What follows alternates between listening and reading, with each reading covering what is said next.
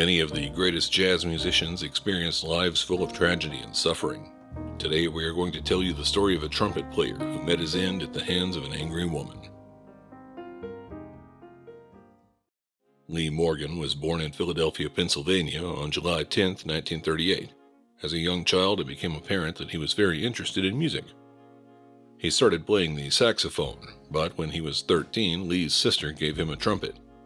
It soon became clear that he loved this instrument above all others. In 1956, when he was just 18, Lee joined Dizzy Gillespie's band. Dizzy was a famous composer, singer, band leader, and most importantly, a world-famous trumpet player.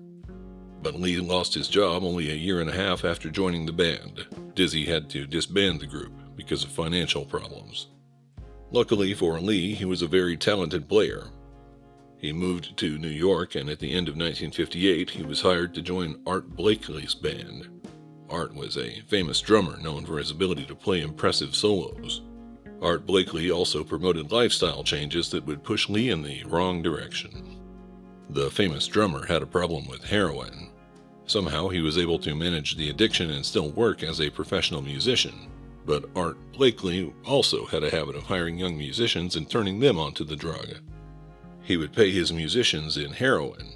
When these drug addicts became unable to play music properly, Art would fire them. Most of the young musicians who joined Art Blakey's band developed a lifelong heroin addiction. Lee Morgan was one of them. In 1961, Lee was fired from Art Blakey's band. After selling everything to feed his heroin habit, Lee Morgan went to a rehab facility in 1963. He wasn't cured of his addiction, but he learned how to manage it briefly. He then recorded some of the greatest tracks in jazz history, then spent his earnings on drugs. By 1967, Lee Morgan was completely broke. He sold his trumpet and even his coat to pay for heroin. One day in 1968, he was shivering outside in the cold. Helen Morgan, who had recently moved from North Carolina to New York City, saw Lee and took pity on him. She brought the musician into her home. Helen also found his trumpet and bought it back for him.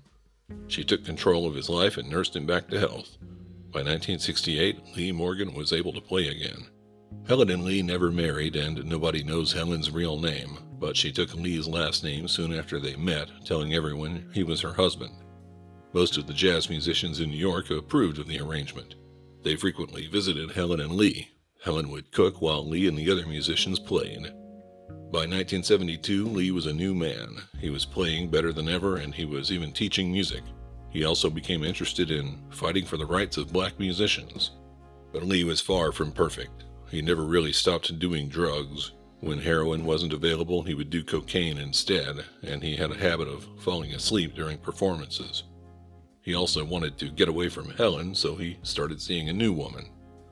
Lee and Helen argued over his infidelity. Helen finally stopped coming to his concerts. It looked as though Lee would continue his music career without the woman that helped him build it, but Helen wouldn't be discarded so easily. On February 19, 1972, Lee Morgan was playing at a bar called Slug's Saloon. The day before, a fierce winter storm had torn through the city. Snow and ice were everywhere, and the roads were dangerous, but that didn't stop Helen. A little after midnight, she walked into the building and saw Lee's new girlfriend. An argument between Helen and Lee erupted.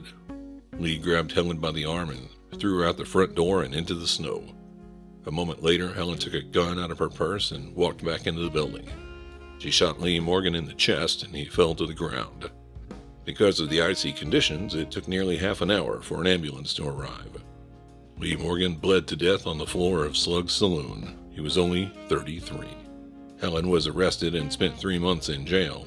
After she made bail, Helen was never sent back to prison. She returned to North Carolina and remained there until her death in March 1996.